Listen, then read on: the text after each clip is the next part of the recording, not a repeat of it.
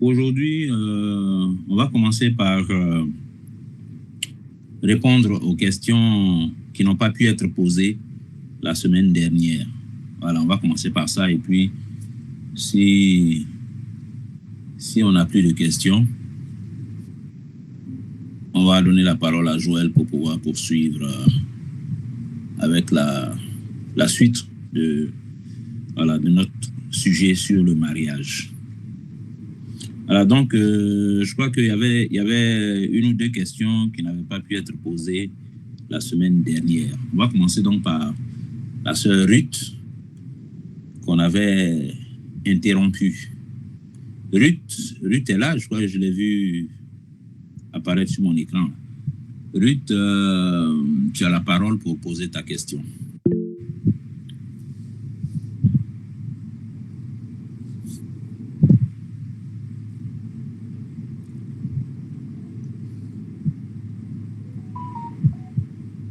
Ruth est là?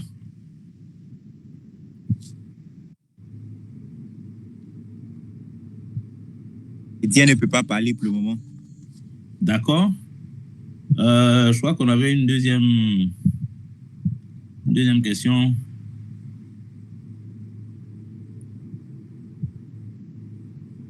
Il y avait une deuxième question, il me semblait. Enfin, une deuxième personne qui voulait poser une question et qu'on n'avait pas pu prendre.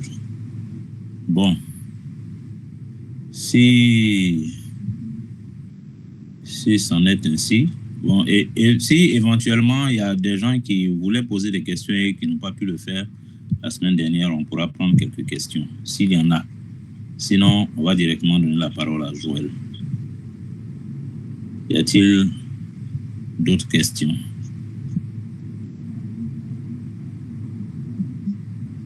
D'accord. Oui, Juliette. D'accord, Juliette, pose ta question. Bonsoir à tout le monde. Ma question particulièrement, ça concernait la sanctification, la pudeur dans les fiançailles. Étant donné que de plus en plus, je vois les frères aujourd'hui, avant le mariage, il y a ce qu'ils appellent le save the date. Je ne sais pas si c'est aussi pareil là-bas, comme ici. Le quoi? Le save the date. Save. Je ne sais pas comment elle va dire ça. C'est comme ça c'est quoi? Il faut nous expliquer. Un peu comme save the date. Un peu, je pense qu'en anglais, je ne sais pas s'ils veulent dire sceller le mariage ou sceller les fiançailles ou sceller la date, un truc comme ça. Et ils font ça comment? Et à cette occasion, les fiancés se font je ne sais pas si veut dire des shootings photos avec de ces posters et de ces accolades. Et ma question était de savoir, qu'en est-il? Est-ce que c'est permis aux fiancés, même si c'est à une semaine de leur fiançailles, de leur mariage, de se faire ce genre de photos? C'est-à-dire ce genre de posters, ce genre de position un peu plus rapprochée, ce genre d'accolade, puisqu'il est question de vivre ses fiancés dans la pudeur, dans la sanctification, en se gardant pur. Qu'en est-il de cette période avant le mariage qui peuvent faire des shootings photos en donnant comme nom, ils veulent immortaliser leur fiançailles? Merci. D'accord, merci. Merci Juliette. Alors, je ne sais pas si c'est un phénomène qu'on voit ici, mais pour moi c'est nouveau, hein. C'est maintenant que j'en entends parler.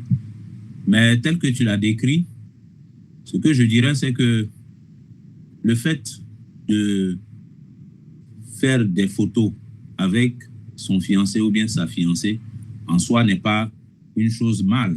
Il n'y a rien de mal en soi à prendre une photo avec son fiancé ou sa fiancée. Mais je crois qu'il y a des précisions que tu as apportées, les postures dans lesquelles les photos sont prises, je ne sais pas, c'est à ça qu'il faut faire attention pour ne pas franchir certaines limites. Voilà, Bon, parce que, je ne sais pas, si dans les shootings, là, il y a des positions où on fait bisous, ou bien on va poser les mains, ou les mains ne doivent pas être posées, se toucher d'une manière qui n'est pas convenable selon les règles de la pudeur. À ce moment-là, c'est ce genre de détails-là, c'est ça qu'il faut éviter. Voilà, c'est ce genre de détails qu'il faut éviter. Bon, je ne peux donner que des questions, enfin des réponses générales comme ça, parce que, comme j'ai dit là, c'est maintenant que moi j'entends parler de ça là. Mais en m'appuyant sur tes précisions, voilà ce que je peux en dire. En toute chose concernant les fiançailles, quel que soit ce qu'on veut faire, il faut toujours se donner une limite à ne pas franchir. Vous savez, ça n'a l'air de rien, hein, mais parce que quand tu as dit shooting, ça suppose que c'est une série de photos qu'on fait, hein, c'est beaucoup de photos, on va dans un studio, il y a différentes poses qui sont faites, donc c'est un grand nombre de photos. Ça veut dire que si, pendant ces séances de shooting, là on a pris l'exemple de shooting, mais ça peut être n'importe quelle autre situation pendant les fiançailles. Si, je dis, même si des fiancés s'invitent, je ne sais pas, à un restaurant, ils vont aller manger quelque chose et tout ça, quelles que soient les circonstances dans lesquelles on peut se retrouver en tant que fiancé. Les petits gestes mal placés en termes de pudeur, les petits gestes mal placés qui peuvent avoir l'air anodins, mais ça a un effet de conditionnement dans l'esprit de l'un ou de l'autre, hein, et tu n'imagines pas la puissance de ça, la puissance de suggestion de ces petits gestes-là. Un petit geste où, au passage là, le bras va être en contact avec, je ne sais pas, la poitrine de la sœur pendant quelque temps, où on est en train le photographe est en train de nous placer. Non, il faut bien vous coller. Il faut bien vous coller là. Le bras du frère là est collé à la poitrine de la sœur pendant quelques secondes, mais ça suffit pour réveiller des envies. C'est un peu de coller aujourd'hui, avec un peu de coller demain, avec un petit frottement au passage après demain. C'est l'accumulation, la répétition de ces choses-là qui conditionnent, qui participent à conditionner chacun. Et puis demain, on en arrive à, voilà, ce qui est encore plus regrettable. Donc, c'est subtil.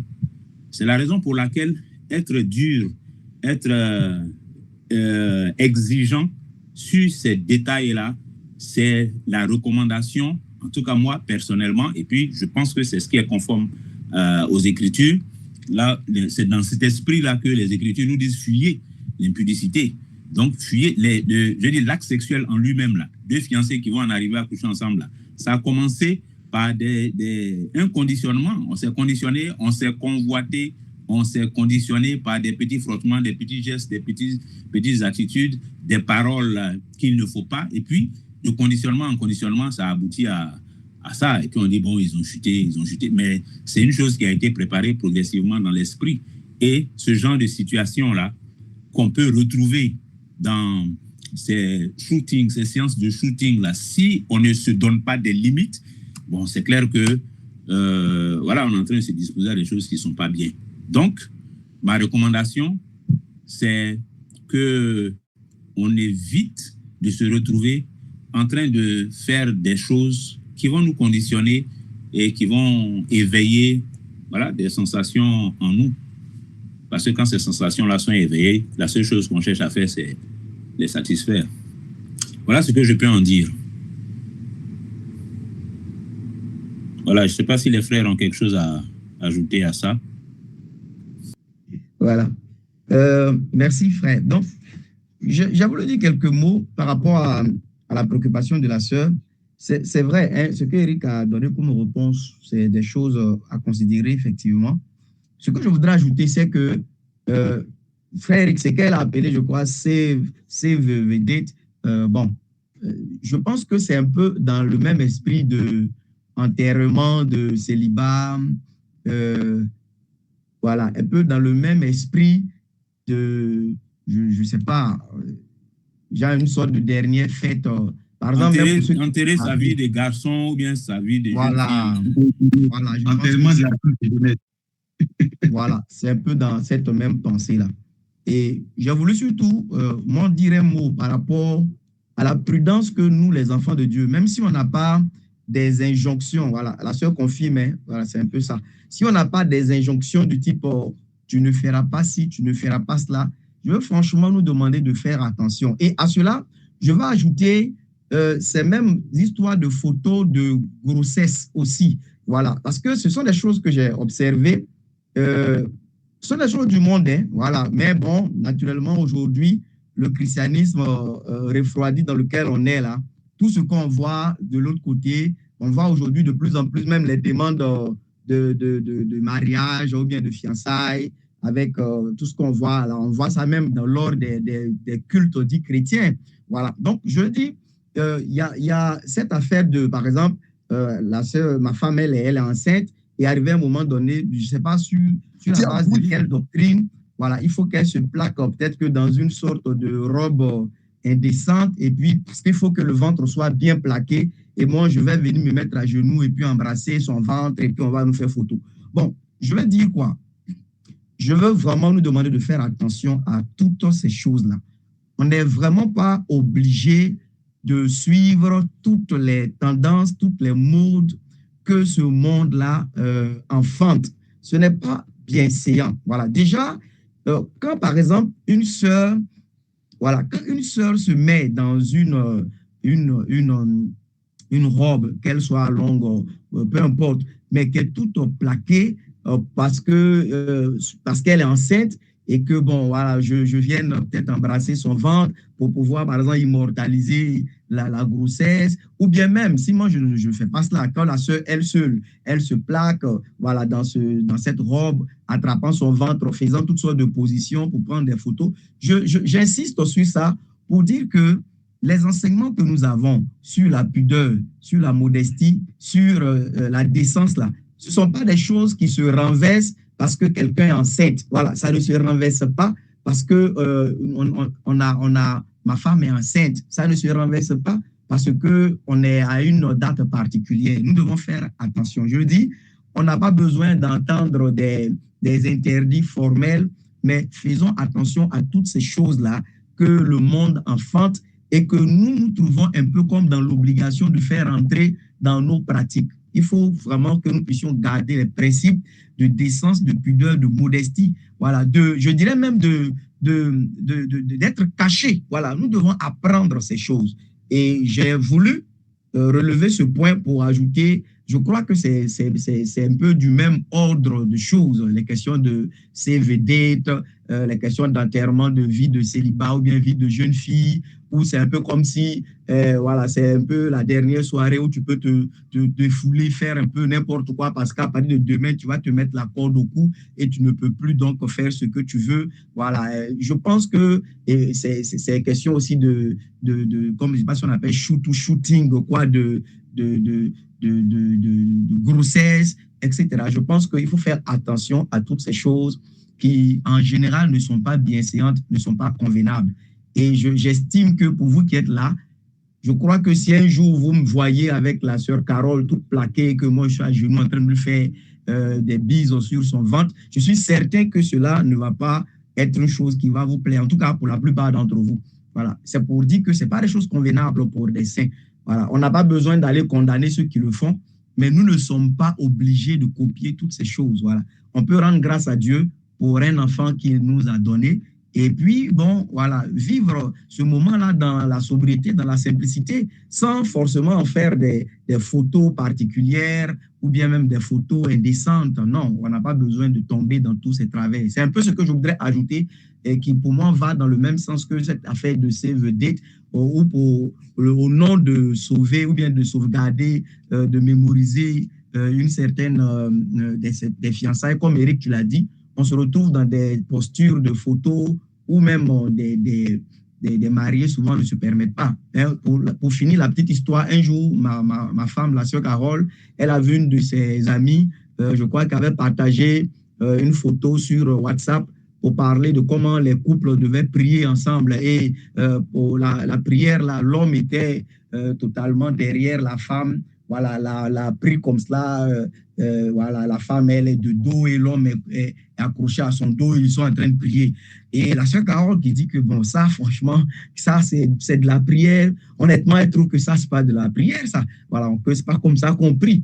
Bon, voilà, cette dernière a trouvé que la sœur était trop compliquée, voilà, que c'est nous autres là qui faisons que les gens ne veulent pas devenir chrétiens. Mais honnêtement, soit on prie, soit on est en train de, je vais dire que d'avoir notre communion sexuelle d'époux. Mais à quoi sert de venir prier, voilà, dans une telle posture? Mais aujourd'hui, ce sont des choses qui sont beaucoup aimées un peu de tout le monde et beaucoup de sœurs, hein, et même peut-être de frères aussi, mal affermis, sont attirés par ces choses. Je pense qu'il faut faire attention à cela. Je ne demande pas qu'on devienne des gens qui ont le visage serré à tout moment pour montrer qu'ils sont spirituels, voilà, mais on n'a pas besoin non plus de copier tout ce que nous voyons un peu partout, voilà, pour pouvoir nous montrer aussi, je vais dire, chrétiens, voilà, ou bien branchés. Voilà. Donc, c'est dans ce sens-là que pour moi, un frère ne peut pas venir faire une demande en mariage à une sœur pendant qu'on est réunis. C'est une chose qui n'est pas acceptable. C'est inacceptable, ce genre de comportement. Voilà. Donc, voilà un peu ce que je voulais dire pour appuyer un peu ce groupe de choses nouvelles qui de plus en plus envahissent aussi le milieu chrétien. Merci. Amen. Merci, merci frère. Et voilà. Avant de donner la parole à Zawi, j'ajouterais que une recommandation aussi, c'est que il faut qu'on se rende compte que on n'a pas, comme tu l'as dit, Rodrigue, ce n'est pas à nous de chercher à absorber les choses qu'on voit ailleurs. C'est pas à nous de chercher à absorber ces choses-là qu'on voit ailleurs. Même si, bon, elles ont une apparence d'innocence, ce qui nous est recommandé, c'est d'être simple. Donc, ce qui devrait nous attirer, ce sont les choses simples, pas les choses compliquées. Parce qu'une complication appelle toujours une autre complication. Toi, tu vas voir ça, tu vas voir Save the Date, ça te plaît. Maintenant, tu es dans tous tes états parce que tu veux faire Save the Date. Le frère, lui, ça ne l'intéresse pas, Save the Date là. Vous allez faire palabre sur Save the Date. Chrétien, vous allez faire palabre sur affaire de Save the Date. Non, affaire shooting, non, on ne fait pas shooting. C'est quel sujet de truc, de conversation, ça? Deux chrétiens qui veulent se marier et puis ils vont discuter maintenant sur Save the Date. On fait quoi ça? Donc, vraiment, ça dit pour ne pas arriver à ces situations inutiles et ridicules là pour nous, il faut se simplifier la vie. Il faut se simplifier la vie. Bon, j'ai pris que c'est la sœur qui va vouloir, mais il est possible que ce soit le frère aussi qui soit chaud sur Save the Date pendant que la sœur, elle, ça ne lui dit rien. Donc, il faut en cas se simplifier la vie. Faisons ce qui est simple là. Il faut qu'on nous reconnaisse à notre simplicité. Voilà. Si on se démarque, on se différencie et puis on nous reconnaît à notre simplicité là. Quelqu'un même qui veut venir nous proposer Save the Date là, lui-même, il hésite à venir. Et ça, c'est bon. C'est ça l'effet que nous, on doit produire.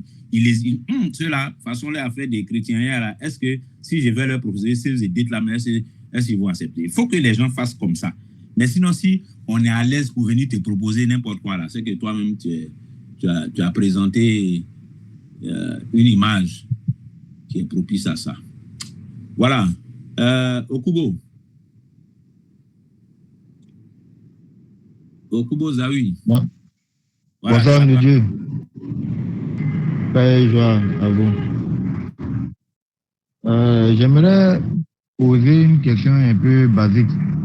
Je n'ai pas suivi les 10 premiers enseignements sur la question des fiançailles. Donc, je ne sais pas si ça a été donné.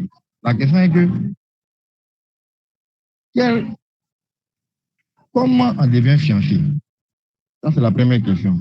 Comment on devient fiancé devant le Seigneur? Aussi, avant même de devenir fiancé devant le Seigneur, si aussi j'ai, par exemple, en assemblée, j'ai vu une soeur peut-être qui me plaît, comment les choses doivent être jusqu'à devenir, jusqu'à rentrer dans les fiançailles? Je veux dire le protocole, parce qu'on a aussi tellement entendu des enseignements là-dessus que exactement, vraiment, c'est pas, voilà, à quoi se fier. Donc, selon vous, j'aimerais savoir comment on devient fiancé, aussi comment ça doit se faire par rapport à le besoin d'avoir une sœur dans l'assemblée. Merci. D'accord. Je fais la passe à mon frère Ascendé.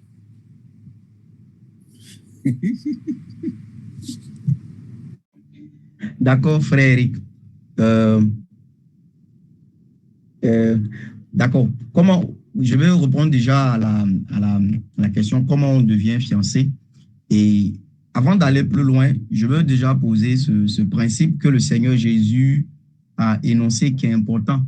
Quand quelqu'un lui a dit, Maître, dis à mon frère de partager l'héritage, etc. Le Seigneur a dit, qui est-ce qui m'a établi pour faire vos partages?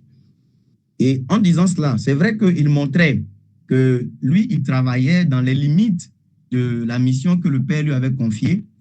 Mais l'autre chose que cette réponse du Seigneur montrait, c'était qu'il disait, mais est-ce que avant que je ne vienne, vous ne savez pas comment faire le partage d'héritage? C'est une chose que vous savez faire.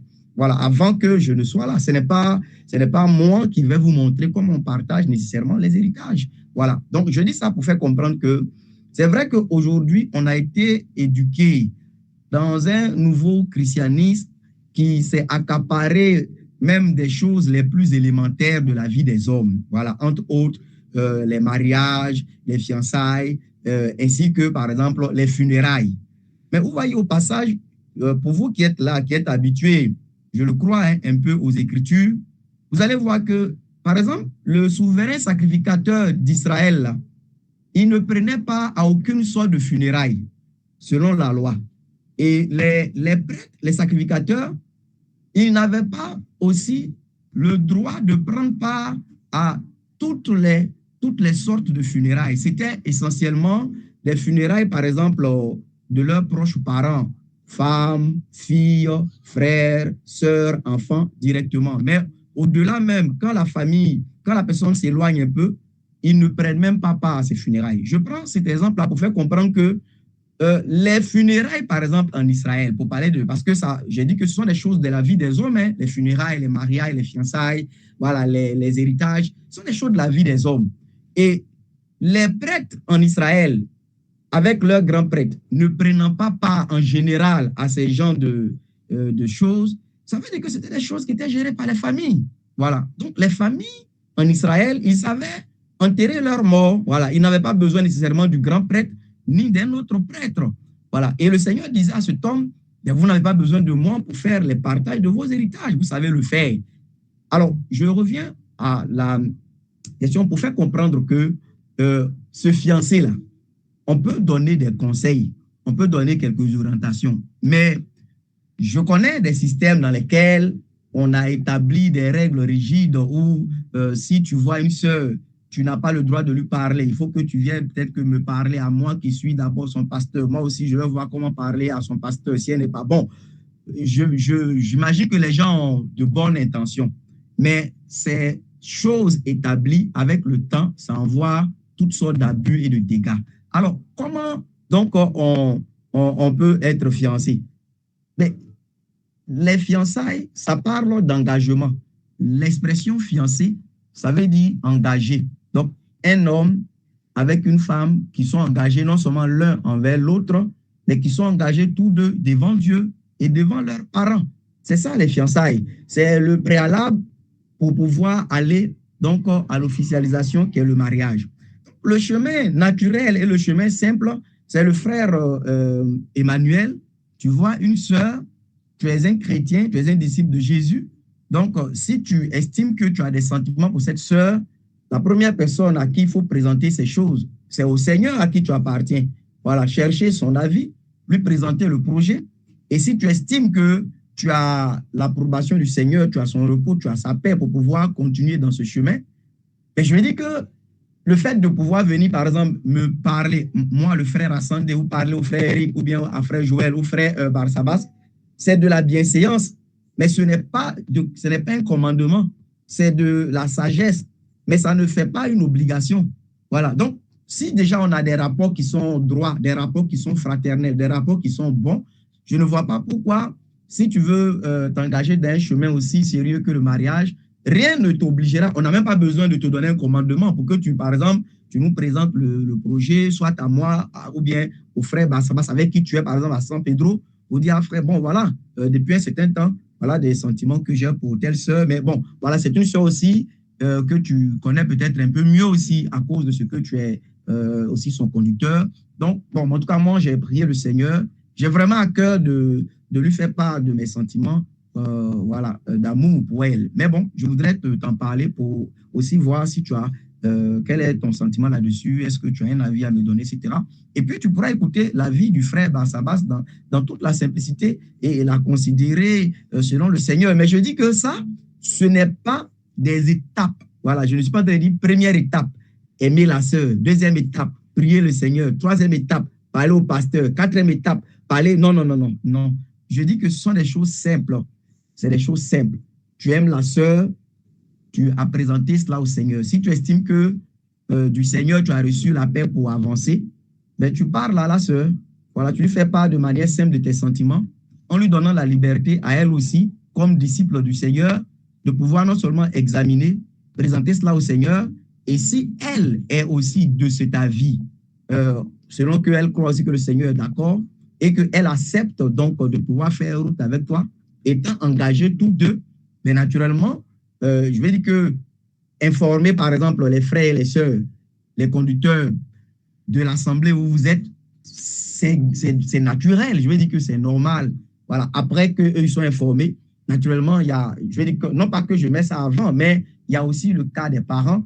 Voilà, si vous êtes engagés, vous avez décidé donc de faire route ensemble, il faut bien trouver le moyen, soit de vous faire accompagner, notamment par exemple le frère se fait accompagner par aussi un parent, voilà, pour que les parents de la sœur, par exemple, soient informés clairement de votre projet d'engagement ensemble en vue du mariage. Mais je dis cela un peu pour faire comprendre que c'est des choses qui sont relativement simples et naturelles. Ce ne sont pas des choses sur lesquelles il faut faire beaucoup de complications. Voilà, c'est vrai que souvent, on va relever le fait que oui, il y a des frères qui sont dans l'église, ils promettent à une sœur qu'ils veulent la marier, et ils promettent à une deuxième sœur en même temps qu'ils veulent la marier. Je veux dire que les mauvais grains, ça va toujours exister. Mais ce n'est pas pour ça qu'il faut nécessairement établir des règles qui, souvent, ça règle un problème aujourd'hui, mais sur le long temps ou le long terme, ça envoie plus de problèmes que ça n'en règle. Parce qu'après, on se retrouve dans des systèmes où le mariage dépend surtout de certaines personnes qui sont soit les pasteurs ou bien les encadreurs qui se donnent un peu tous les droits dans tous les sens. Ça devient un peu des moyens de manipulation. Ça, ce n'est pas la volonté de Dieu et ça envoie trop d'abus. Donc, le chemin simple là, ce que j'ai dit, c'est de pouvoir, j'aime quelqu'un, que ce soit, j'aime une sœur, j'ai présenté au Seigneur, j'ai le repos. Pendant ce temps, je peux avoir l'avis de mes frères conducteurs, même j'ai un frère ou deux frères avec lesquels j'ai beaucoup de communion, de rapport. Bon, je leur en parle, ils me donnent leur avis. Je parle avec mes pasteurs avec lesquels j'ai beaucoup de simplicité. Bon, ils me donnent leur avis, je prends en compte, je prie. Bon, si je trouve que, OK, ça va, je parle à la sœur. Elle a l'occasion aussi de chercher le Seigneur, de prendre aussi conseil auprès de ses conducteurs, aussi auprès de ses sœurs, par exemple, avec lesquelles elle a plus ou moins quand même de l'affinité. C'est des choses relativement simples. Après, quand nous deux, on est d'accord, mais il faut trouver le moyen de pouvoir aussi informer les parents, d'informer l'Église et puis d'avancer dans ce projet simplement. C'est ce qui est simple. Et je dis, c'est une affaire donc de frères, de sœurs. Maintenant, comme on est ensemble, on est une famille aussi chrétienne, naturellement, on aura notre part dedans. On voit Jésus avec certains de ses disciples, voilà, l'accompagnant aux noces de Cana. Voilà. Mais par exemple, Jésus n'était pas allé pour bénir ce mariage. Il n'était pas allé comme célébrant le mariage. Et c'est l'une des raisons pour laquelle je crois que le mariage ou les funérailles et autres, ce ne sont pas des choses qui sont à la charge de l'Église. L'Église a sa part comme Jésus avec les disciples qui sont là pour apporter leur soutien, pour apporter le sel, pour apporter tout ce qui peut être utile. Mais ce n'est pas eux qui marient les gens, ce n'est pas eux qui officient quoi que ce soit. Donc, frère Emmanuel, pour m'arrêter, pour se fiancer, naturellement, il faut le faire dans la pureté, dans le respect, dans la droiture. On considère que vous êtes de bons disciples de Christ. Donc, si tu aimes une sœur, il faut déjà présenter le projet au Seigneur, ton Dieu. Et s'il t'en accorde le repos pour continuer, ce n'est pas mal et c'est même conseillé, c'est bienséant de demander l'avis aussi de tes conducteurs, par exemple. Ils pourraient avoir certaines réticences, ils pourraient avoir certaines choses qui peuvent te dire, qui peuvent te conduire à repenser voilà, la chose ou même à attendre, ça peut arriver. Je me rappelle que dans le temps, moi, j'ai particulièrement vécu un cas comme ça d'un frère qui a aimé une soeur dans l'assemblée, puis qui est venu me dire, ah frère, voilà, je suis, voilà les sentiments d'amour que j'ai pour telle soeur. Voilà. Et quand ce frère m'a dit cela, bon, honnêtement, je lui ai dit, est-ce que tu as prié le Seigneur, tu as cherché sa volonté? Il dit, oui, vraiment, il a prié le Seigneur, tout. Et je lui ai dit quand même, d'attendre un peu. Voilà. J'ai dit, attends un peu. Il faut prier un peu encore, voilà, avant de pouvoir parler à la sœur. Mais entre-temps aussi, je lui ai dit ça parce que j'étais moi-même en train de régler un problème de cette sœur qui aussi voulait d'un autre frère. Voilà, vous voyez. Donc, bon, c'était quand même un temps un peu. Je n'ai pas voulu nécessairement parler de ça pour le moment au frère, mais je lui ai dit de prendre un peu le temps de prier, le temps de pouvoir aussi voir comment évoluait l'autre projet. Et bon, à la suite, le projet de cette sœur avec l'autre frère là, bon, par la grâce de Dieu, ça s'est gâté. Voilà. Et puis, voilà, je vais dire que les deux se sont arrêtés. Après le temps que le frère qui m'avait approché, il a mis quelques temps. Et puis, bon, après, il a parlé à cette sœur pour que les deux puissent s'engager ensemble. Donc, je dis ça pour faire comprendre que le conducteur ou les conducteurs, ils peuvent avoir un avis, oui, à donner. Mais c'est pour cela aussi qu'il faut qu'il y ait de bons rapports, de bonnes relations entre nous, frères et sœurs, entre les conducteurs et les autres, pour que aussi, bon, les avis, ça soit des choses qui soient beaucoup plus simples, beaucoup plus honnêtes, qui ne ressemblent pas à des manipulations, voilà, à des oppressions, voilà, ce qui n'est pas vraiment selon l'esprit de liberté dans lequel le Christ est venu nous introduire. Donc, voilà, je vais m'arrêter pour ne pas aller trop loin. Voilà, merci beaucoup. Mais j'espère que c'est bon pour toi, frère Emmanuel. D'accord, merci au frère Asandé. Je ne sais pas, Joël, tu as quelque chose à ajouter à ça?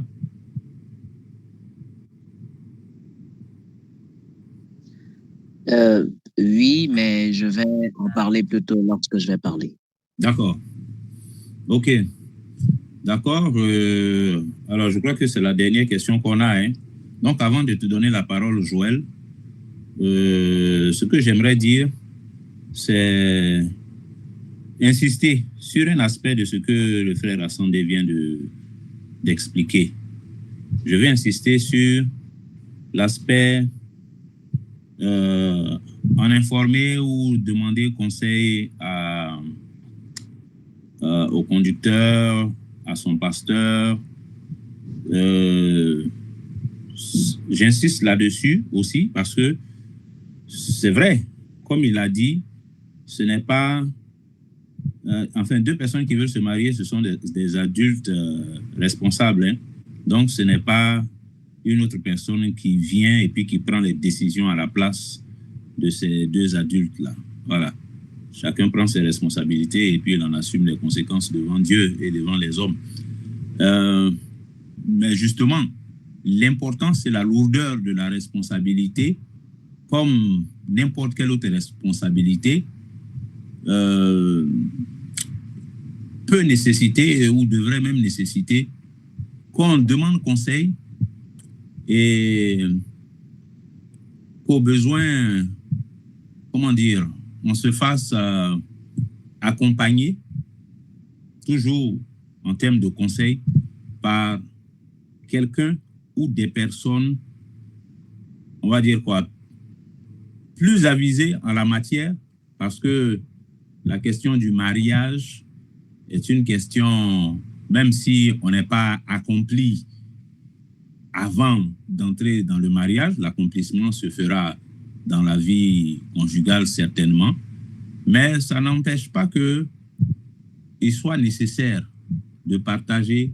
ça avec un aîné, fût-il le pasteur ou l'ancien, en tout cas partager ça avec un aîné qui pourra vous apporter les conseils nécessaires. Parce que je dis ça parce que je ne veux pas qu'on comprenne ce que le frère Asandela a dit comme voulant dire, bon, j'aime la sœur, voilà, on se parle, enfin, j'ai présenté ça au Seigneur, on se parle, la sœur et moi, et puis, j'allais dire au besoin même, on s'en va, on se marie, et puis bon, on vient informer les frères, bon, voilà, on s'est marié. Je pense que ça ne serait pas tout à fait correct aussi de se comporter de cette façon, parce que l'Église est une famille.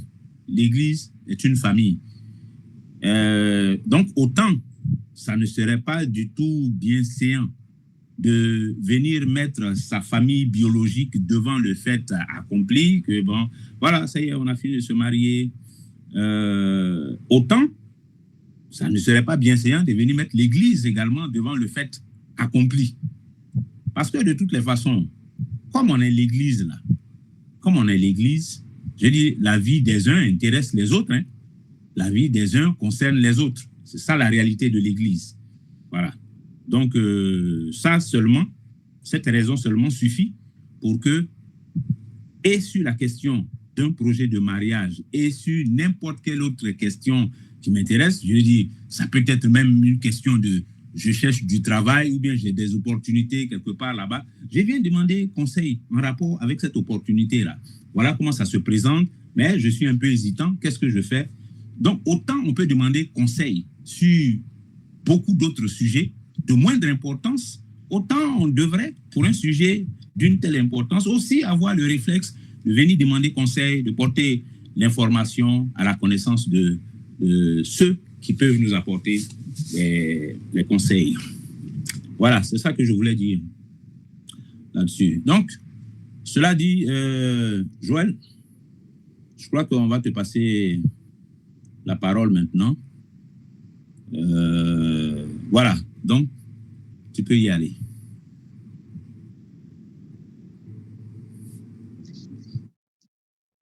D'accord. Merci beaucoup. Bonsoir à nous tous. Que la grâce de Dieu soit abondamment avec les frères de la Côte d'Ivoire, ainsi que ceux du Cameroun et de tout autre frères et sœurs qui se trouvent dans un autre pays et qui nous écoutent chaque jeudi de bon cœur. Que Dieu vous bénisse tous de sa grâce, qu'il nous aide tous à persévérer dans la foi et à garder la foi. Bon, je voulais parler de beaucoup de choses, mais comme il n'y a pas suffisamment de temps, je vais seulement revenir sur les choses qui viennent d'être dites, espérant que je vais rajouter quelques paroles édifiantes là-dessus. Bon, je vais parler de la démarche de mariage. Et je veux rappeler que, comme le serviteur de Dieu, le frère Assandé Rodrigue, l'a dit tout à l'heure, effectivement, les Écritures ne s'intéressent pas beaucoup à la démarche de mariage ni aux noces.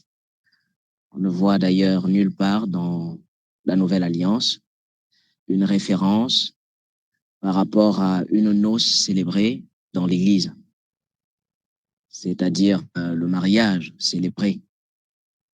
Voilà, la seule occurrence, on trouve le mot noce ou mariage, c'est là où il est dit que le mariage ou que les noces soient honorées de tous et que le lit conjugal ne soit pas entaché de souillure, de péché.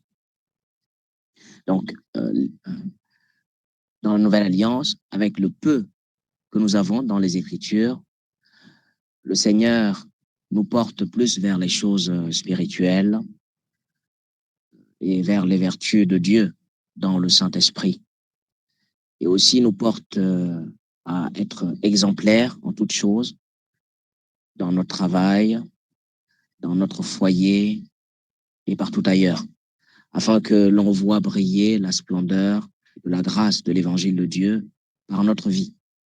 Voilà. Et le but principal des Écritures, du moins dans la Nouvelle Alliance, c'est nous porter à la sainteté, à la foi, à l'amour et à l'espérance. D'ailleurs, l'Écriture dit que ce sont les trois choses qui demeurent. Cependant, j'aimerais ajouter aussi dessus, pour appuyer ce qu'a dit tout à l'heure également le doyen Saïri, Eric, que il faut considérer aussi qu'il y a certaines conduites que nous devons avoir, des conduites de sagesse, de bienséance, qui vont jouer dans notre marche de la foi et dans la vie de l'Église. C'est pourquoi, d'ailleurs, nous en venons à parler, par exemple, du mariage en tant que tel. Dans les Écritures, lorsque on est attentif, il n'y a pas beaucoup de choses sur le mariage dans la Nouvelle Alliance. Il y a seulement 2 instructions aux hommes: aimez vos épouses, et aux femmes, soyez soumises. C'est tout. Il n'y a plus grand-chose. Maintenant, par l'Esprit de Dieu, nous exhortons, nous enseignons, nous dévoilons, nous aidons les frères à mieux saisir ces choses, parce que d'ailleurs, sous le nom de « aimez vos femmes », il y a un tas de choses qui sont dites aujourd'hui et qui ne sont pas forcément conformes à la volonté de Dieu. Et c'est le rôle aussi des conducteurs de bien éclairer ces choses-là. Même chose d'ailleurs pour la soumission. Aujourd'hui, on met tout sur le dos de la soumission. Et effectivement, l'Écriture n'a pas vraiment explicité ce que c'est que la soumission dont a parlé Paul de Tarse dans environ 3 de ses lettres. Et donc, puisque le Seigneur est encore des serviteurs fidèles, autant, nous croyons que par la grâce de Dieu, s'ils sont conduits par l'Esprit de Dieu, s'ils sont véritablement de Dieu, ils pourront aider les enfants de Dieu et les églises de Dieu à marcher dans la volonté de Dieu, même aujourd'hui. Voilà, et c'est ce que je voulais rajouter. Et je vais conclure cela en disant que parfois, il est quand même important d'aider les frères et les sœurs dans certaines démarches. Important parce que aussi on a observé beaucoup de désordre parmi les croyants, parmi les frères. Et certaines choses même qu'on supposait être acquises, être connues, aller de soi pour de véritables disciples de Jésus, on constate que c'est pas tout à fait comme il faut, et qu'il y a du désordre, il y a de mauvais fruits, et il y a des choses qui se passent qui ne sont pas conformes.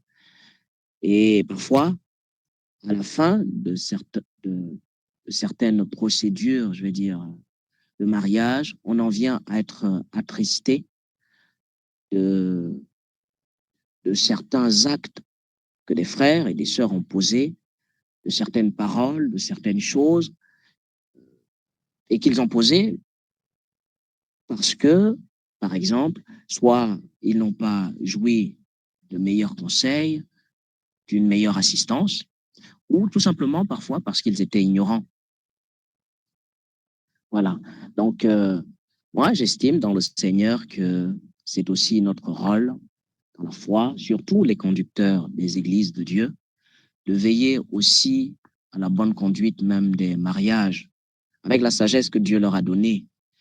L'Écriture est là, et notre fondement. Et puis, l'Esprit de Dieu, que Dieu nous donne aujourd'hui, nous conduit également dans la volonté de Dieu de façon pratique dans beaucoup d'autres petites choses, simplement. Et si nous avons reçu le même esprit, que ce soit le conducteur, que ce soit les croyants, ils seront tous les deux convaincus que cette voie, cette façon de faire vient du Seigneur et qu'elle glorifie Dieu. Et j'en veux aussi, avant de dire un certain nombre de choses, pour preuve un certain nombre d'écritures. Je voudrais, par exemple, qu'on lise 2 ou 3 écritures. Lisons le livre de Matthieu, au chapitre 12. Si possible, que quelqu'un nous lise ça rapidement. Matthieu, chapitre 12.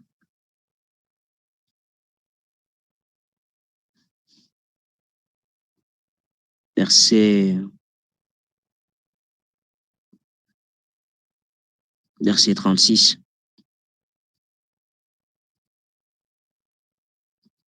Matthieu, chapitre 12, verset 36.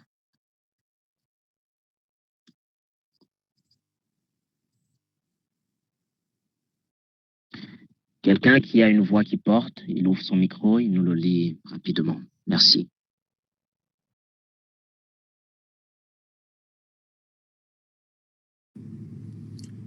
Matthieu chapitre 12, le verset 36. Je vous le dis, au jour du jugement, les hommes rendront compte de toute parole vaine qu'ils auront proférée.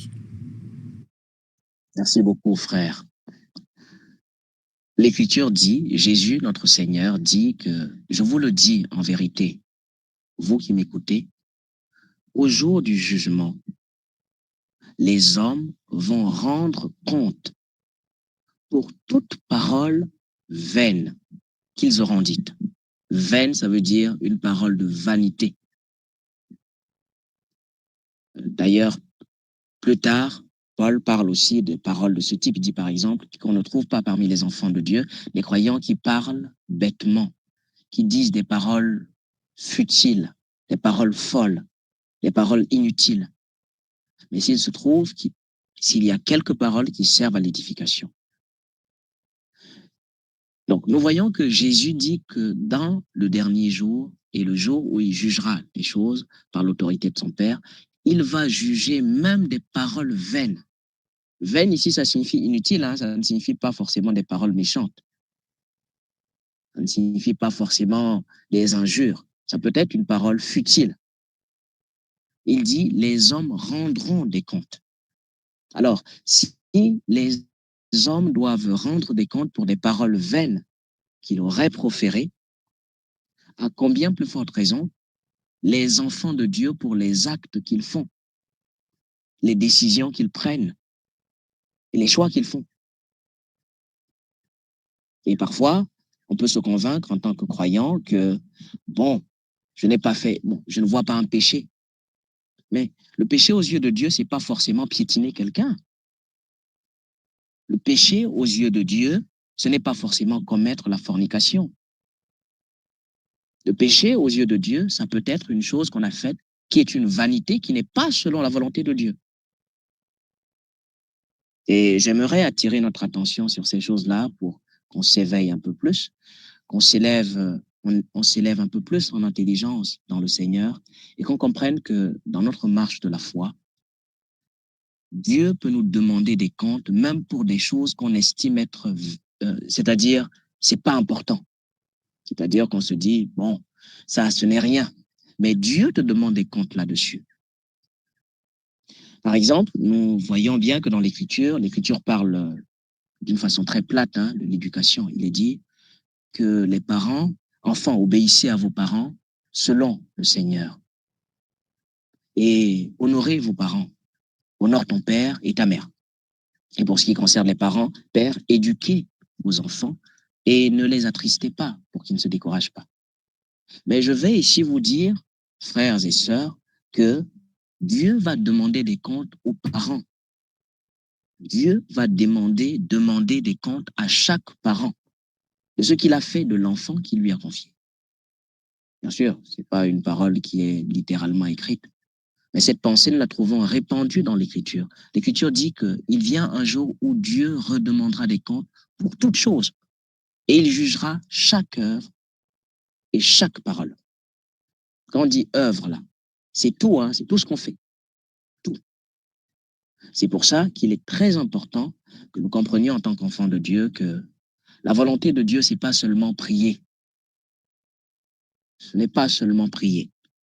Il est dit prier sans cesse, c'est vrai. Si tu ne pries pas, tu es potentiellement en train d'offenser le Seigneur parce que tu n'es pas en train de remplir ce à quoi il t'appelle. Mais la volonté de Dieu ne s'arrête pas que là. La volonté de Dieu va aussi à ton lieu de travail. Il y a des choses que tu peux faire, tu estimes que ça, ce n'est pas l'église ici. Ou bien, bon, je veux dire, ça ne touche pas Dieu personnellement, c'est moi et mon patron, ou bien c'est moi et mon collègue. Non, Dieu a aussi des regards sur tes relations avec ton patron et avec ton collègue. Et Dieu a aussi un regard sur tes relations sur les réseaux sociaux. Il y a des frères et des sœurs qui discutent n'importe comment, qui se donnent à n'importe quoi, qui commentent n'importe comment, qui agissent n'importe comment sur les réseaux sociaux. Sachez, frères et sœurs, que Dieu regarde aussi, scrute aussi vos réseaux sociaux. Alors, ce n'est pas le principal dans la foi. L'évangile, ce n'est pas faites attention à vos réseaux sociaux. Non. L'évangile, c'est la joie et la paix par le Saint-Esprit, l'obéissance par le Saint-Esprit. Mais l'obéissance ne s'arrête pas seulement à ne mens pas. Ça s'étend aussi à d'autres choses que tu fais parce que toute ta vie est au Seigneur. L'Écriture dit que notre corps est au Seigneur. Notre vie doit être au Seigneur. C'est pour cela que, pour ce qui concerne la volonté de Dieu, toute notre vie devrait être impliquée. Donc, nous devons veiller à tout ce que nous faisons, à tous nos choix, si tout ce que nous faisons cadre, s'oriente vers la volonté de Dieu. Est-ce que c'est pur? Disons un dernier verset, 1 Corinthiens chapitre 10. 1 Corinthiens chapitre 10, verset 31. Je pourrais le réciter directement, mais puisse un frère nous lire cela de nouveau, s'il vous plaît. 1 Corinthiens chapitre 10, verset 31. Soit donc que vous mangiez, soit que vous buviez, soit que vous fassiez quelque autre chose, faites tout pour la gloire de Dieu. Amen. Nous voyons que l'Écriture dit, et je pense que ce n'est pas la peine ici de rappeler cette Écriture, de relire à nouveau. Il est dit, le frère Paul disait que le royaume des cieux, ce n'est pas le manger et le boire, n'est-ce pas? Je crois que plusieurs peuvent dire Amen à cette parole parce qu'elle est écrite. Le royaume de Dieu, le royaume des cieux, ce n'est pas le manger et le boire, mais c'est la joie, la vie, la paix par le Saint-Esprit. Eh bien, le même Paul dit ici que soit que vous mangiez, soit que vous buviez quelque chose, soit que vous fassiez quelque autre chose, faites tout dans l'intention que la gloire de Dieu en ressorte. Et si vous faites quelque chose et que la gloire de Dieu ne peut pas en ressortir, ce n'est pas bien. On est en train là d'offenser potentiellement le Seigneur. On est en train là de marcher dans une voie contraire à la volonté de Dieu. Et souvenez-vous qu'il est dit dans le livre de Matthieu au chapitre 7 que ce ne sont pas tous ceux qui appellent le Seigneur « Oh mon Seigneur, oh Seigneur » qui parviendront à hériter du royaume de Dieu, des cieux, mais seulement celui-là qui fait la volonté de mon Père qui est dans les cieux. Donc, je veux finir là, avant de parler d'autre chose, pour dire que il est vrai que les Écritures ne traitent pas de façon explicite de certains sujets pratiques, modernes aujourd'hui, mais le même esprit qui était autrefois sur Paul, sur Pierre, est aussi aujourd'hui sur nous. Enfin, si nous le croyons vraiment, si nous recevons aussi le vrai et le même esprit, parce qu'il y a aujourd'hui plusieurs faux esprits dans le monde qu'on prétend être des esprits de Dieu, alors que pas du tout. Des faux esprits manipulateurs, séducteurs, qui font même aux gens des dons. Voilà. Mais si nous avons le même esprit, en temps normal, il y a même des spécificités, des choses personnelles que nous avons aujourd'hui. Dieu peut nous conduire même dans sa volonté la plus précise. Voilà. Et donc, ça vaut aussi pour nos mariages. Et certaines sagesses, certains conseils, aujourd'hui, peuvent être vraiment très utiles aussi pour la marche de la foi, surtout que, comme plusieurs ici déjà, nous émanons de beaucoup de milieux. Et dans ces milieux dans lesquels nous étions autrefois, où il y avait beaucoup de confusion, chacun a appris là-bas, des façons de fonctionner, d'agir, de faire, d'être, qui ne sont pas toujours la volonté de Dieu, ou alors où Dieu ne se glorifie pas toujours. Voilà. Et donc, les conseils peuvent être bien, que ce soit dans l'Église déjà, ou que ce soit de façon particulière, lorsqu'il y a une démarche à faire. Alors, je vais aller rapidement. Et aujourd'hui, on va tolérer, je l'espère bien, frères et sœurs, encore quelques minutes de plus, si ce sujet nous intéresse. Je vais parler un tout petit peu de la démarche de mariage. Comme a commencé à l'expliquer tout à l'heure le frère Rodrigue, en effet, l'Écriture ne fixe pas devant nous une démarche de mariage précise. Et nous ne pouvons pas dire dans l'Église du Seigneur que voici, Dieu dit que la première étape, c'est ceci, la deuxième étape, c'est ceci. Nous serions en train de mentir si nous prétendons que Dieu a donné une démarche. Non. Mais nous croyons que Dieu nous a donné la sagesse. L'Écriture dit que même dans l'Église, l'Esprit de Dieu donne un esprit de sagesse, n'est-ce pas? Un charisme, un don de sagesse. La parole de sagesse, une parole qui sort, qui est une sagesse précise par rapport à des cas, des situations et des choses, afin que nous marchions droitement. L'Écriture dit même que s'il y a un problème dans l'Église, y a-t-il pas parmi vous un frère qui est sage, qui puisse trancher? Pourquoi on ne dit pas, pourquoi vous n'allez pas prier, par exemple, pour que Dieu puisse vous donner la sagesse? Ça veut dire que le frère Paul considérait, par exemple, que Dieu ayant imparti ses grâces dans l'Église de Dieu, l'un a, par exemple, des miracles, l'autre a de la sagesse pour trancher sur des choses, et il donne la voix de Dieu, la volonté de Dieu. Et nous y marchons, et nous sommes sûrs de marcher ainsi dans la volonté de Dieu. Et donc, il n'y a pas une conduite stricte, rigide, ou si ton mariage ne s'est pas déroulé comme ça, alors tu es à côté de la plaque. Ce n'est pas vraiment ça. Il n'y a pas une démarche ainsi. Mais en tant qu'enfant de Dieu aujourd'hui, en tant que des serviteurs de Dieu, qui prétendons être approuvés, je le dis ainsi, pour enlever toute prétention à la légitimité. Dieu connaît nos cœurs. Que Dieu peut donner aussi de la sagesse par ses serviteurs pour conduire une bonne démarche. Et moi, je voudrais ici déjà donner un conseil. Pas un commandement, pas une loi, mais un conseil. Et le premier conseil, ce serait que pour les frères et les sœurs qui veulent se marier et qui ont à cœur de se marier, déjà, comme le frère Rodrigue l'a si bien dit tout à l'heure, il est bien que les frères et sœurs déjà soient proches dans le Seigneur. Il est bien qu'il y ait entre les enfants de Dieu de l'amitié fraternelle. Alors, pour vous qui lisez les Écritures de Dieu, vous savez qu'il est dit dans l'Écriture qu'il faut, parmi les enfants de Dieu, de l'amour fraternel. Ça fait que ce mot-là, ça se dit, en fait, c'est le mot pour Philadelphie, c'est-à-dire c'est Philadelphie, Philadelphia. Ça veut dire l'amour des frères, donc l'amitié, parce que le bon mot, enfin la traduction en général, c'est amitié. Amitié, l'amitié fraternelle. Ou alors c'est une forme d'amour qui a plus le sens de l'amitié. Et il est bien dans le Seigneur de cultiver cet amour fraternel, cette amitié fraternelle. Et je pense que différents frères ont déjà expliqué ces choses par le passé, que ce soit dans nos églises respectives ou que ce soit de façon ponctuelle dans une prédication ici. Donc c'est bien qu'il y ait un rapprochement fraternel, un rapprochement pur, désintéressé entre les enfants de Dieu, entre les frères et sœurs. Qu'un frère se pointe devant la maison d'une sœur un dimanche soir, et puis la sœur ouvre la porte, il entre, il s'assoit, on lui donne à boire, et après il dit qu'il veut discuter avec la sœur, disons la sœur Rose. La sœur Rose vient s'asseoir, et puis il dit vraiment, la sœur Rose, je te vois à l'église, dans l'assemblée, vraiment, je t'ai remarqué, vraiment, tu ne me laisses pas indifférent. Je voulais te demander en mariage. Franchement, bon, ça c'est le frère, lui, il a été poussé, porté à ça. Mais nous sommes des enfants de Dieu. La sœur, là, elle doit faire quoi? Elle fait comment?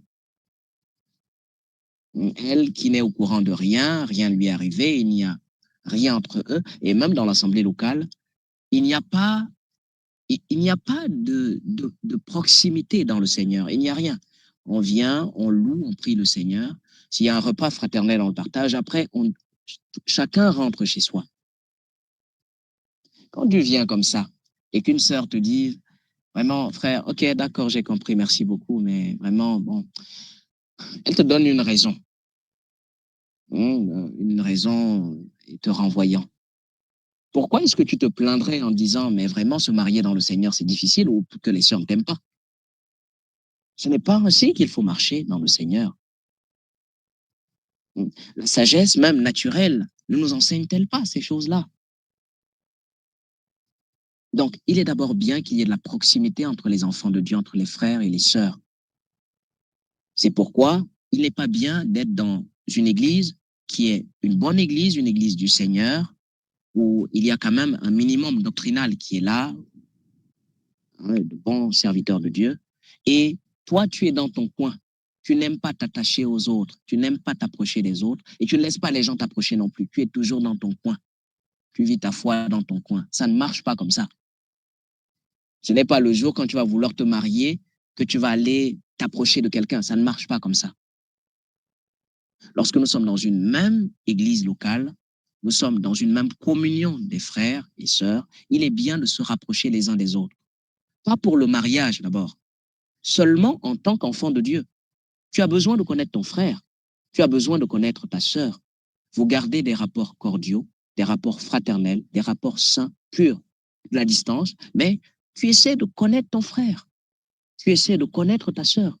Ça, c'est un frère qui va vers un frère, une sœur qui va vers une sœur, un frère qui va vers une sœur qui va vers un frère. Voilà, ça déjà c'est important. Que le mariage ne naisse pas dans le cœur d'un frère ou d'une sœur seulement comme ça. Sinon, à quoi t'attends-tu? Un mariage quitté, je ne sais pas où, dans où? Il y a en effet des mariages qui ont commencé comme ça, mais des mariages qui ont eu des problèmes. Vous ne vous connaissez pas. Il n'y a aucun lien. Si la personne accepte parce qu'elle est désespérée et qu'elle attendait seulement un prétendant, ok, bon, vous allez aller là, nous allons retomber dans le premier piège dont nous avons déjà parlé par le passé, les mauvaises raisons de se marier. Donc, c'est déjà bien dans une église qui marche selon la volonté de Dieu et des enfants de Dieu qui sont conscients de la vie d'église, qu'il faut être proches les uns des autres. Pas trop proches non plus dans la volonté de nuire les uns aux autres ou de se mêler des choses qui ne nous regardent pas. L'Écriture dit qu'il ne faut pas qu'on se mêle de ceux qui ne nous regardent pas, que chacun s'occupe de ses affaires. Ça aussi, c'est l'Écriture qui l'enseigne. Mais nous devons apprendre à être proches les uns des autres. Et lorsqu'on est proche des uns des autres, il peut arriver, par la volonté de Dieu, qu'une certaine proximité naisse entre toi, un frère, et une sœur naturellement. Vous vous ressemblez un peu plus, vous vous appréciez un peu plus, et vous commencez à considérer, tu commences à réfléchir à une perspective. Ça ne vient pas juste comme ça. Quand tu remarques une sœur de loin comme ça, tu ne la connais pas, il n'y a pas vraiment de proximité. Tu ne la connais que comme sœur, on la salue après le culte et puis vous vous dispersez. Il n'y a pas un lien de fraternité. Sur quelle base exactement est-ce que tu veux la prendre pour épouse? Sur quelle base? Sa beauté? Alors tu te maries pour une mauvaise raison. Sur quelle base? Parce qu'elle chante bien, elle chante beaucoup. C'est une mauvaise raison, encore une fois de plus. Donc, il est important d'avoir déjà dans l'Église du Seigneur des relations fraternelles, de l'amour fraternel, de l'amitié fraternelle entre les frères et les sœurs. Les frères âgés, les frères jeunes, et ainsi de suite. Pas trop de proximité là non plus. Et là, les serviteurs de Dieu sont là pour surveiller. Hein, bien sûr, ils sont des surveillants. Le mot évêque, du grec, ça se dit surveillant. C'est le sens en français. Surveillant, ça veut dire qu'ils sont là pour surveiller la croissance de l'Église. Mais aussi les frères, l'Écriture dit qu'ils veillent pour vos âmes, n'est-ce pas? Ils sont là pour jeter des coups d'œil, voir. Hein, et l'Écriture dit que d'ailleurs, s'ils identifient, si on voit, on identifie le méchant, ôtez le méchant du milieu de vous, par exemple. Bon, ils sont là pour surveiller. Mais l'amitié fraternelle est vraiment très bien. Et en général, les bons témoignages que vous écouterez des frères et sœurs qui se sont mariés, qui ont un bon foyer, qui ont peu de problèmes, qui marchent beaucoup plus dans une vie de complicité selon le Seigneur, vous allez remarquer qu'ils avaient aussi une forme d'attachement amical, fraternel, pur, parfois avant le mariage. Bon, ça peut se développer aussi dans le mariage, hein, mais ça n'arrive pas toujours. C'est pourquoi c'est un merveilleux conseil. Si tu veux te marier, c'est bien. Mais déjà, apprends à avoir des relations fraternelles saines, pures. Voilà. Et ça, j'espère que c'est un conseil qui peut être utile à nous tous en tant qu'enfants de Dieu, pas seulement pour le mariage, mais même pour la marche de la foi. tu as besoin de prouver ton affection fraternelle, de t'impliquer dans une démarche fraternelle pour obéir au Seigneur et pour vivre l'amour selon Dieu dans l'Église de Dieu. Autre chose, c'est si jamais un frère remarque une sœur, comme le frère Eric l'a dit tout à l'heure et comme le frère Rodrigue l'a dit un peu plus tôt, il est bien quand même d'informer nos conducteurs. Vraiment. Bon, quand je dis nos conducteurs, c'est peut-être aller trop loin. D'informer nos conducteurs ou au moins peut-être l'un de nos conducteurs dans le Seigneur. Alors, évidemment, je parle ainsi dans le contexte où nous sommes dans une église où des conducteurs sont dignes. Parce que aussi, on peut être dans une assemblée où on ne fait plus confiance aux conducteurs. Et dans ce cas, vraiment, ce n'est pas bien.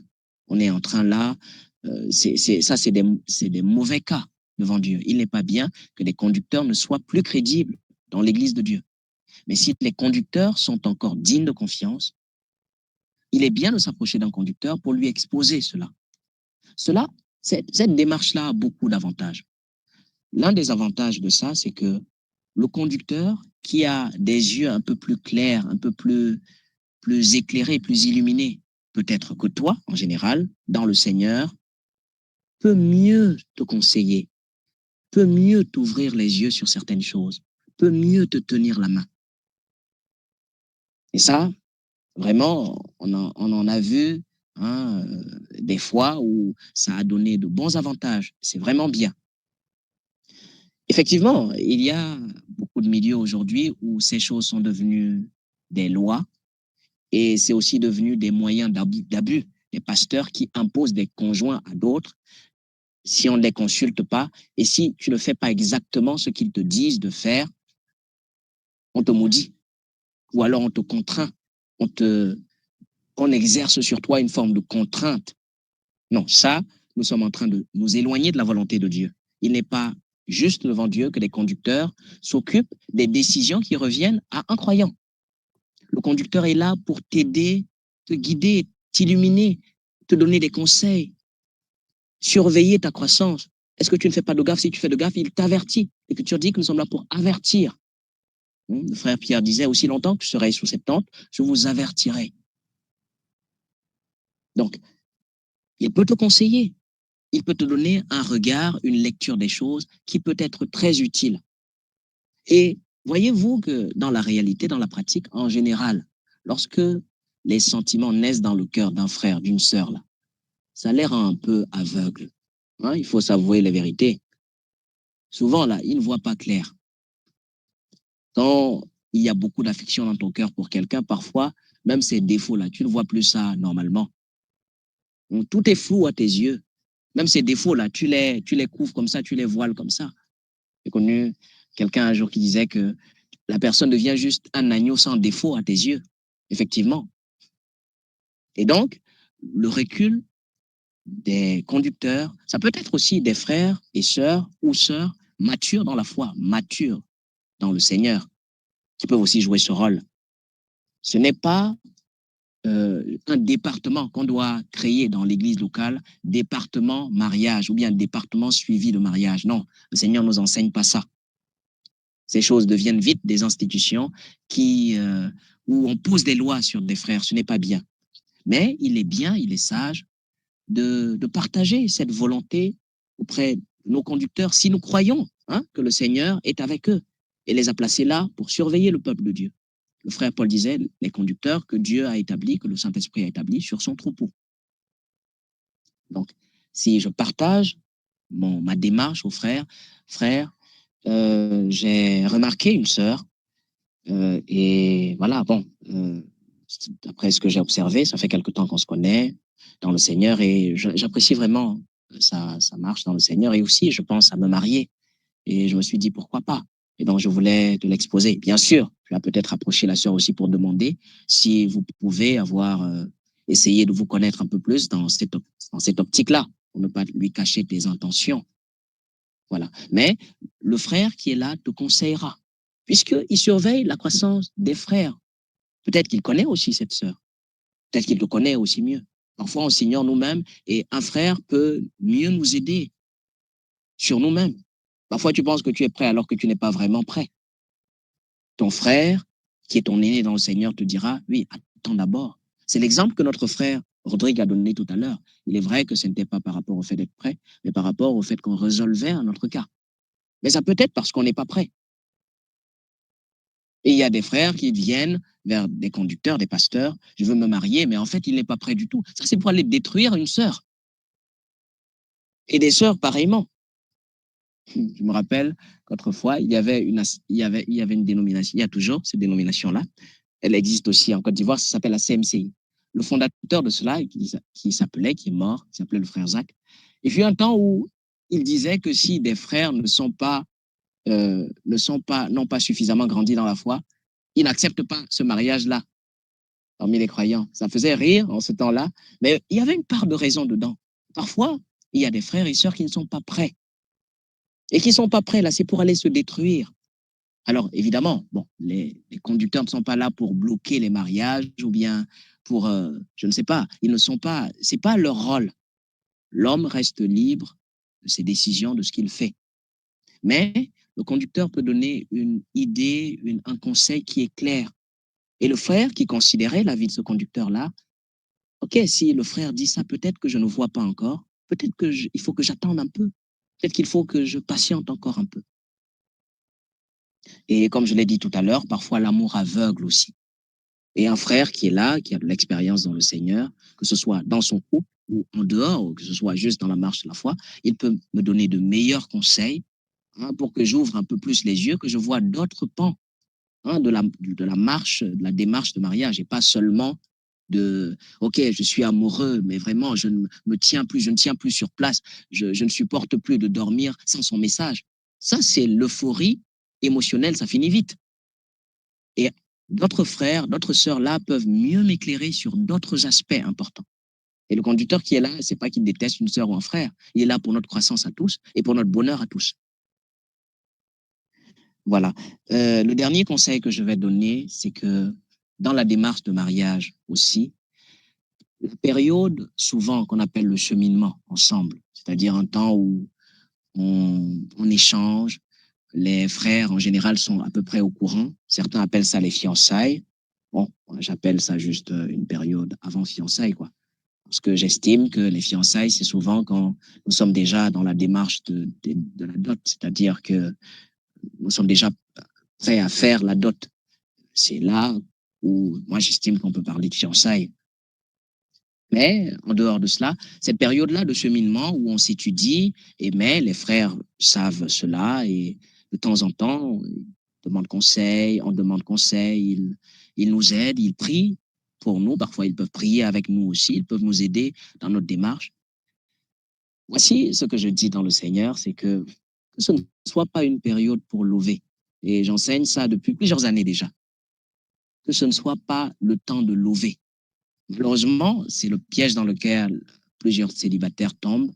Ils passent le temps à s'écrire des messages d'amour, faire les sourires amoureux. C'est bien tout ça. Mais ce n'est pas le temps.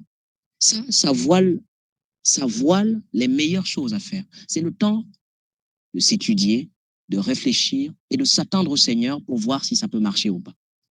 Ce n'est pas le temps de lever. Lever, là, quand ton cœur est déjà intéressé par rapport à quelqu'un, là, tu n'as plus du recul. Et si tu te mets encore dans ça, le meilleur moment pour réfléchir, ce sera quand tu seras déjà dans le foyer. Et dans le foyer, ce n'est plus le moment de réfléchir. C'est le moment d'obéir au Seigneur et de servir ton époux ou ton épouse. Et ça, même si la personne ne te convient pas comme tu aurais voulu. Même si tu as fait quelques erreurs dans ta façon de choisir, c'est tant pis maintenant. Si tu entres dans le mariage, tu devras être le conjoint que Dieu veut.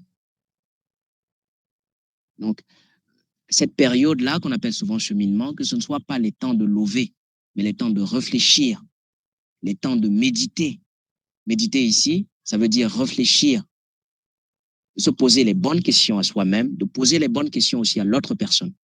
Et justement, si un aîné est là, nous aide, il nous accompagne, il peut nous donner parfois des conseils. Ne pensez pas seulement à vous écrire des messages. Non, non, non. Pensez aussi, par exemple, à vous poser ce genre de questions aussi. Essayez de voir si vous ressemblez en ceci, vous êtes compatible en ceci, en cela, selon le Seigneur. Est-ce que tu pries pour cela? Comment tu pries? Le frère peut dire, ou bien la sœur peut dire, bon, je prie comme si. Non, non, non, c'est pas comme ça qu'on prie. Voici comment il faut prier selon le Seigneur. Voici les prières qui peuvent t'aider dans cette démarche. Donc, c'est le temps de beaucoup réfléchir. C'est le temps de réfléchir, de se poser à soi-même les bonnes questions et de poser à l'autre personne les bonnes questions. Voilà, ça, c'est vraiment très important. La période de lever, là, de s'envoyer toutes sortes de messages, de s'écrire, de se donner les surnoms. Tout ça, vous aurez ça. Et tous les mariés qui sont là peuvent rendre le témoignage que d'ailleurs, les surnoms, là, c'est toute la vie. Vous changez les surnoms comme vous voulez. Vous vivez votre amour comme vous voulez. Mais il y a un temps, c'est le temps de s'étudier. C'est le temps de réfléchir. C'est le temps de prendre les bonnes décisions. C'est le temps de se poser les bonnes questions. Alors bon, je vais finir. Accordez-moi encore quelques minutes, environ une dizaine. Je vais finir en parlant des cérémonies. Mais avant de parler des cérémonies, je veux déjà parler de ce qu'on appelle la dot. Alors, bon, là maintenant, nous faisons un enseignement bref, on survole de petites choses pour qu'on ait une idée générale des choses et que nous soyons édifiés. Mais je crois que dans nos églises respectives, où que nous soyons, par la grâce de Dieu, pour ceux qui sont intégrés dans une assemblée, par la grâce de Dieu, il y a des conducteurs qui peuvent mieux répondre à ces choses et développer davantage là-dessus. Je vais préciser que la notion de dot, déjà, nous la trouvons dans l'Ancienne Alliance avec le peuple juif. Et la dot se rapportait beaucoup plus comme une forme d'amende. Voilà. La dot des vierges, par exemple, c'était une forme d'amende. Et dans la Nouvelle Alliance, on ne trouve même pas une seule occurrence de dot. Et comme Luc, en écrivant les Actes des Apôtres, s'est concentré sur les actes spirituels, les œuvres du Saint-Esprit, de façon palpable et marquante. Il ne s'est pas appesanti sur toutes les petites choses, les cérémonies, les rencontres des frères et les mariages. Voilà. Ce n'est pas qu'il n'ait pas eu de mariage, mais il ne s'est pas appesanti là-dessus. Alors, bon, voici quelque chose de sage dans le Seigneur, c'est que nous, les enfants de Dieu, il n'est pas toujours bien que nous nous appesantissions sur la notion de dot entre nous, les enfants de Dieu. C'est-à-dire que si le frère Éric a une fille et que le frère Éric est dans le Seigneur, sa fille est dans le Seigneur, et que je veuille prendre pour épouse la femme, pour femme, la fille du frère Éric, il est bien que le frère Éric n'exige pas de dot. Donc, on n'exige pas d'amende. Je viens auprès du frère Éric, frère, je m'intéresse à ta fille, et on s'est déjà entendu, et voilà, les frères et les conducteurs l'Église du Seigneur nous soutiennent. Et voilà, qu'en dis-tu? Je peux venir, comme je peux venir avec mes parents ou mes proches, enfin, peu importe. Et le frère Éric dit, ok, d'accord, frère Joël, je te connais, nous travaillons ensemble, et je t'apprécie bien, et je peux te donner ma fille, il n'y a pas de problème, si vous entendez, vous entendez. Et puis elle dit, oui, on s'entend. Le frère Éric donne la main de sa fille au frère simplement, sans exiger de dot. Maintenant, c'est au frère en face de donner des présents. Un présent, ça veut dire c'est un cadeau, puisque on t'a honoré en offrant la main de ta future épouse. Tu offres les présents selon la générosité de ton cœur, librement. Si tu veux donner au frère Éric 1 million de francs, 2 millions de francs, 3 millions de francs, des cadeaux, tu lui offres des cadeaux selon la liberté de ton cœur. Je parle là des enfants de Dieu, de ceux qui sont dans la maison de Dieu et qui comprennent les voies de Dieu. Nous ne devons pas vendre nos enfants, vendre nos filles. Et on appelle ça la dot et on dit non, non, non, mais parce que le mariage c'est la dot, hein, et puis la dot dans nos cultures. Non, non, non.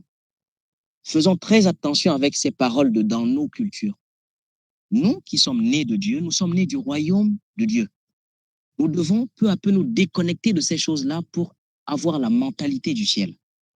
Nous sommes les filles et les fils de Sion. Du ciel, nous ne sommes plus des gens de ce monde. Donc, faisons très attention avec ces choses-là. Ne laissons pas les traditions, les cultures du monde trop nous influencer de telle sorte qu'on est absorbé par ça. Si tu es enfant de Dieu, si tu as des filles, il est bien, si tu as validé l'intégrité de ce jeune homme ou bien de cet homme, tu peux lui offrir la main de ta fille. De toute façon, tu n'as pas élevé ta fille pour qu'elle te revienne en rentabilité. Ce n'est pas un retour sur investissement. Tu l'élèves pour le Seigneur, pour la gloire du Seigneur. Et tu dois être heureux de ce que tes enfants sont heureux, tout simplement. Maintenant, nous enseignons aussi que les frères doivent être généreux. Ce n'est pas parce qu'on ne dit pas qu'il n'y a pas de dot que tu dois, jouer sur le fait d'être chiche. Non. Aussi libéral que tu peux, sois-le. Maintenant, pour ceux qui ne sont pas dans le Seigneur, un jeune homme s'intéresse à une sœur, ses parents ne sont pas dans le Seigneur, ses parents vont exiger une dot selon ce qu'ils connaissent.